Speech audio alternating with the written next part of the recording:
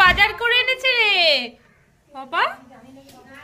কি কি এনেছে? আমাদের খাওয়া দাওয়া কমপ্লিট। এখন একটু এই যে ছাদে এসে পঙ্কাটাকে দেখো, পঙ্কাটা স্নান হয়ে গেছে। পমফ্রেট মাছ খাবি?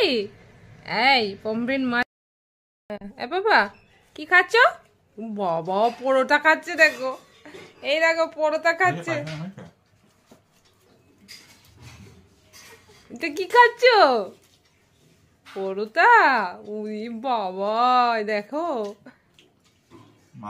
সকাল সকাল পরোটা আর ভাজিয়া খাচ্ছে, দেখো না। ওয়েলকাম টু মৌসুম ব্লগ। তো আবার অনেক দিন পর আবার একটা নতুন ব্লগ নিয়ে এলাম। আর আজকে দেখো না প্রচণ্ড ঠান্ডা পড়েছে।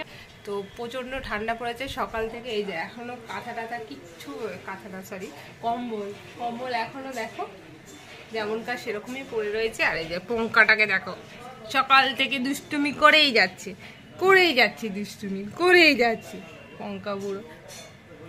বাইরে রোদ আছে যদিও, কিন্তু প্রচন্ড ঠান্ডা। ঠিক আছে করে কাম। বাইরে যাবে? কোথায় যাবে? বাইরে যাবে ও, একটুখানি বাইরে যাবে। জানো কখন থেকে বাইরে যাবো? বাইরে আচ্ছা চলো, পাপাকে বলছি বাইরে যাবে। তো চলো, ও সকাল থেকে ওর একটুখানি বাইরে না বেরোলে হয় না। তো চলো দেখতে থাকো ব্লগ। ছোট্ট একটা ব্লগ দেবো। তো কেমন লাগলো অবশ্যই জানিও। আর যদি ভালো লাগে তাহলে অবশ্যই লাইক কমেন্ট শেয়ার সাবস্ক্রাইব করে দেবে। তো চলো, সকাল সকাল পরোটা খাওয়া হয়ে গেছে পুকুর।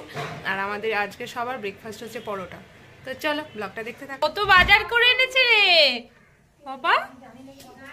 কি কি এনেছে বাবা? আমি কি বাড়িতে বসে থাকি? রান্নাটা কে করে? রূপা। কি গন্ধ শুকছে হাতের মধ্যে, দেখো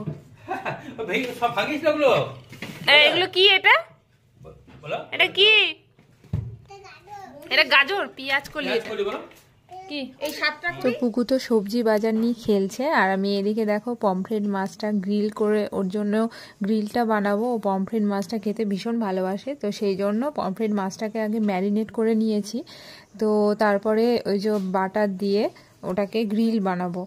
তো চলো দেখতে থাকো। এই যে দেখো প্যানের মধ্যে বাটার দিয়ে নিয়েছি, আর প্যানটাকে গরম হয়ে যাওয়ার পরে পমফ্রেট মাছটাকে এর মধ্যে দিয়ে দিয়েছি। এবার সিমে দিয়ে নিয়েছি, তারপরে আস্তে আস্তে ওটা গ্রিল হবে, তারপরে রেডি। তো চলো দেখতে থাকো। আর এই যে দেখো এখানে আমি রসুন ছাড়িয়ে নিয়েছি, আর এই যে সর্ষের তেল। তো এর মধ্যে জোয়ান দেবো আর কালো জিরে দেবো, তারপরে একটা তেল বানাবো। ঠান্ডা সর্দির সময় না এই তেলটা ভীষণ উপকারী।